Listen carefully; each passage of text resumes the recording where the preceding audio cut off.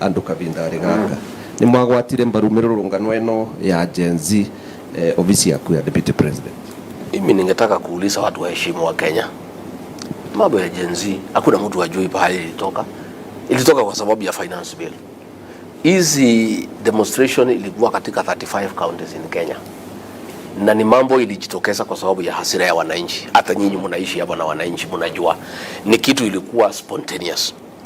Lakini wale ambaye wanataka kunipiga wananitafutia makosa kubwa ile tataka watu wanichukie. Hasa hiyo ilikuwa nalenga watu ya Rift Valley. Watu ya Rift Valley kwa sababu wananipenda raia ya kawaida. Walikuwa nauliza kwa nini Rigiji anahangaishwa na kupigwa na alitusaidia.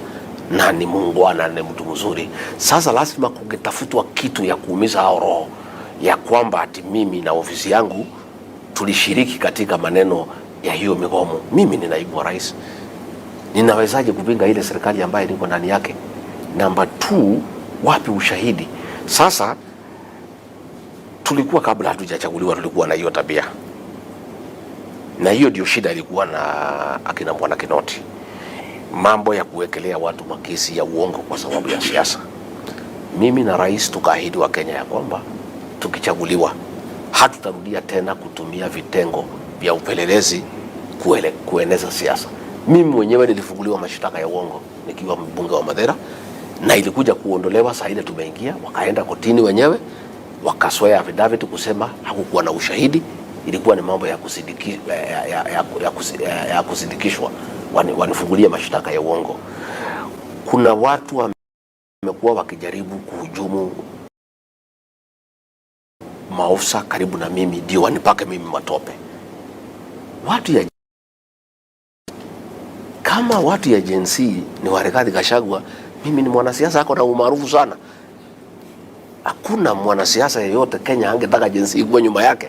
Kama wanataka kunipea Gen Z kuwe ni yangu, nimekubali. Gen Z is a big force. Ukiwa na Gen Z utakuwa rais wa Jamhuri ya Kenya asubuhi. Lakini ukweli ni kwamba na kila mtu anajua, hata ukiuliza wananchi, ile hasira ilikuwa na Wakenya ya finance bill. Nilisema nikiwa Mombasa, nilitoa taarifa nikasema bona hatukusikiza Wakenya vile wanasema. Lakini mimi nimefurahi sana kwa sababu mahakama yetu ya Kenya ni nguvu. Hao watu yangu walikuwa wanataka kushikwa Friday, waangaishwe, wateswe bila makosa yoyote ndio wapake mimi matope. Mahakama kuu ilisema hapana, leteni kwanza hapa ushahidi kabla hamjashika hii watu, kabla hamjashitaki hawa. Kwa sababu rais wa Kenya alisema wenye kupanga hii maneno ni watu ya Ford Foundation. Ford Foundation inakuwaga Amerika. Ofisi ya Rigathi Gachagua iko pale Karen. Sasa mimi nauliza, watu yangu wanafanya kwa Ford Foundation. Rais ndio mwenye kusema, ndio wako na ushawishi mkubwa katika Jamhuri ya Kenya, na kile ametamuka kila mtu anaamini iko namna hiyo. Rais mwenyewe alisema, si mko na hiyo habari ya kwamba wenye kupanga hii maneno ni watu ya Ford Foundation. Sasa wafanyikazi wa ofisi yangu wanafanya Ford Foundation, na ndio mahakama kuu ikasema hapana, hapa iko dosari. Kabla hujashitaki kabla hujashika hii watu usiwashike, washtaki, leta ushahidi hapa, mahakama kuu iangalie kama iko ushahidi ya kutosha, wapelekwe kotini. Na mimi nakwambia hakuna ushahidi iko. Hao ni watu ya ofisi yangu wananisaidia. Watahusikaje kwa mambo ya maandamano?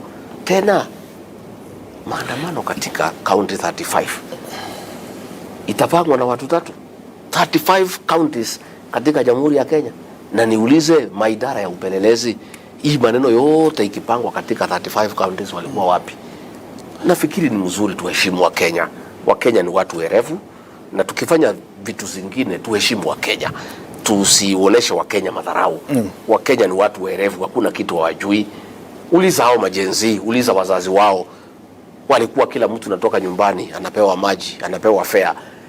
Hii ni kitu ilikuwa spontaneous ya kila mtu, na ndio rais alisema okay, nimesikia. Na hata hii majenzi alikutana na hawa kwa X akawasikiza, ni kwa sababu alikubali ya kwamba walikuwa na something ambayo inataka isikizwe. Kwa hivyo mimi ningetaka kuambia wale wananiandama watafute sababu ambaye inaonekana imefikiriwa na akili na iko na miguu, lakini kujaribu kuhusisha mimi na wafanyikazi wangu kwa mambo ya Gen Z, hiyo ni kunikosea heshima, hiyo ni kunidhulumu, na pia ni kukosea Wakenya heshima, kwa sababu Wakenya ni watu werevu.